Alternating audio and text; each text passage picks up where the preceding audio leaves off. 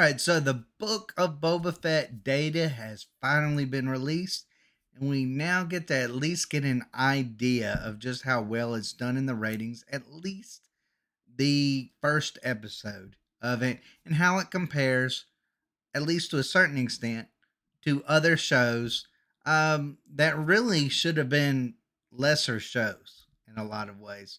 Now, in my last episode 6 review of the Book of Boba Fett, I think this show's great when it's not Boba Fett.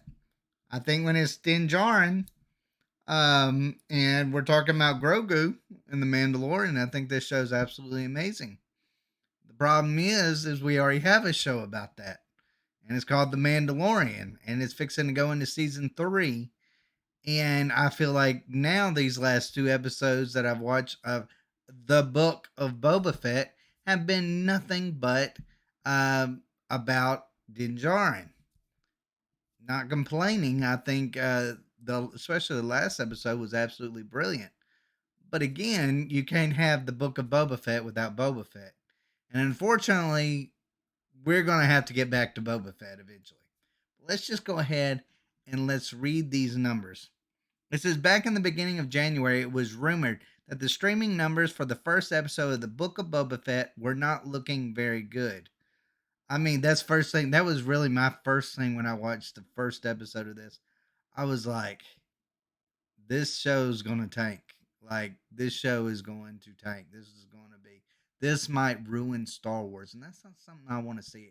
I'm not going to, I hate on Star Wars a lot, but I'm not a Star Wars hater. I want the best for this franchise. It says WDW Pro at the Park Place claimed his sources informed him that the Book of Boba Fett as not doing as well in streaming numbers as the Walt Disney Company would like. Maybe make a better episodes.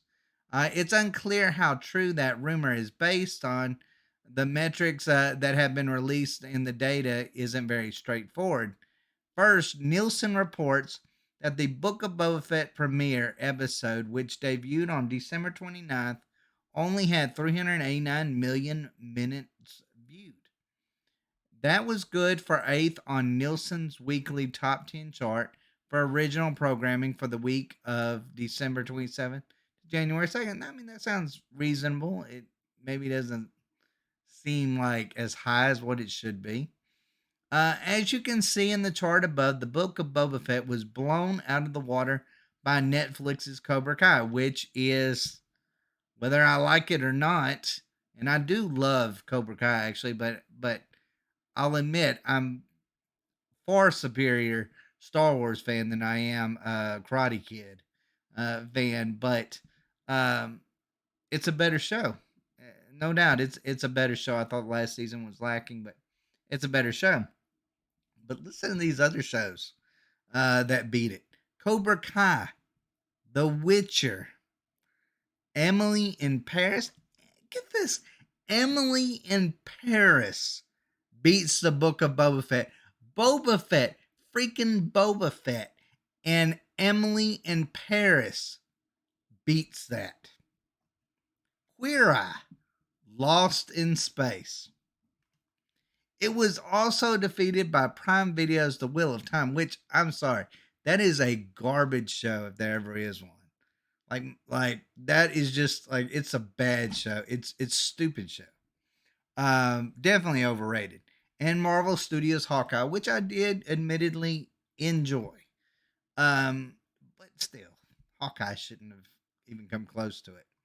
Now, it is not fair to compare any of these offerings to the Book of Boba Fett, given all of the other shows on the list have all of their episodes available to watch, while the Book of Boba Fett only has the one episode. Even shows like Hawkeye and The Wheel of Time, which debuted their final episodes of their respective first seasons in the same time period, wouldn't make a good comparison, because it's possible a significant portion of people are watching the previous episodes as well. On that note, even if you went back and looked at Hawkeye's premiere on Disney Plus, which saw the show debut its first 2 episodes, The data is still muddled because there are so many factors at playing, including playbacks, rewinds, episode length, episode completion, etc. You know what I actually kind of think about? This is my take on that. I think this is all intentional to a certain extent. And it's so that people can say, well, this might look like a flop, these studios, all that. They can say, well, it might look like a flop, but you just don't know the inside numbers. If you knew them, you knew, like they said, how many times was it rewound? How many times, was it played? All of these different things. Um, it's going to give them excuses to keep making bad material, basically bad shows, bad movies, bad everything, and that doesn't bode well for anybody. Um, and that's the problem. That's going to be a problem in the future, and we're going to start seeing this more and more often. It's very difficult to make sense of whether or not 389 total minutes viewed is actually a respectable number. It's possible that it could be a very good number if you simply divide 389 million minutes by 39 minutes, which is the episode's length. It would come out to 9.9 million. Needless to say, if that was the total number of viewers, that would be phenomenal and crushes every single ABC scripted show for the 2021-2022 season. Hey, so it could be good news, it could be bad news. The highest rated show according to TV series finale is Grey's Anatomy, and it averages 4.195 million viewers per episode. So if you want to try to say, this is where I would kind of get pushback on that 9.9 million viewers watched it. But you take somebody take a show like Grey's Anatomy and 4.1. So that would be double the amount of that. I don't know if I want every Star Wars show to be good and to have a lot of people. I don't know if I buy that 9.9 million viewed it. I think that is a far larger estimation than probably what it was. However, if you look at Hawkeye, which dropped multiple episodes when they first debuted, and compare the average minutes per episode, the Book of Boba Fett numbers don't look very good. According to Nielsen, in its first week on Disney Plus, Hawkeye had 853 million minutes viewed. Divide the number by two, and the average episode had 426 million views. Um, that's a lot. Again, that's assuming all of those minutes are for both episode one and episode two, and there wasn't a drop off between one and two among a number of other assumptions. Clearly, the data surrounding total numbers viewed is muddled and does not give us a clear as a picture as traditional data tracking that provides numbers of viewers and the rating in the 18 to 49 demographic. On top of the Nielsen data, Samba TV claims the first episode was watched by 1.7 million. Totally would believe that number. Totally would believe that number. Reasonable number. First episode, Boba Fett.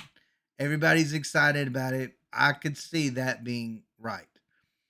They also note that the show over-indexed the most with, excuse me, with Portland plus 71% and Seattle plus 59%, watching at a higher than the U.S. overall, which is kind of weird. Like, I never really thought those were bastions of Star Wars fans, but hey, who knows? That's 200,000 more than the Hawkeye premiere. Samba TV reported that 1.5 million people watched the first episode of Hawkeye and only 1.3 million watched the second. Okay, Hawkeye comparison. I don't know if I necessarily would want to compare that to Boba Fett. Boba Fett is a legacy character. He's a character that has been beloved by Star Wars fans for 40 years. You can't tell me Hawkeye has the same fan base and the same excitement, even though Hawkeye was a decent show. Was good. I did enjoy it. But that being said, to compare those two, Boba Fett to Hawkeye, seems a little ridiculous in my eyes because Boba Fett, you would think automatically would just blow it out of the water, and that didn't happen necessarily. It had higher from here, but it didn't blow it out of the water, which is something to be worried about. Maybe even more perplexing is the fact that Samba TV claims that the Book of Boba Fett premiere had more viewers than the season finale of The Mandalorian season 2. Ah, man, that's another doozy. See, these numbers, I don't know if I necessarily buy them. Back in December 2020, Samba TV claimed that 1.1 million U.S. households watched The Mandalorian season 2 finale, with Portland 56% and Seattle 44% over indexed the most. Um, yeah, I mean, maybe, like, maybe, I don't know. So we've got viewership data for the first episode of the Book of Boba Fett. It's hard to make any sense of it at this point, but it will be interesting to see what the data looks like moving forward and whether those total minutes per week will fall or increase. What do you make of the viewership data for the Book of Boba Fett? Um, I don't know. I would say probably the 1.7 million is correct. I would say it probably did beat Hawkeye in that regard. I would hope it would. But I don't know if I believe the 9.9 million or whatever. That seems a little ridiculous. And I also don't believe some of this stuff that I read down here about Samba TV when it came to let's see, what was it?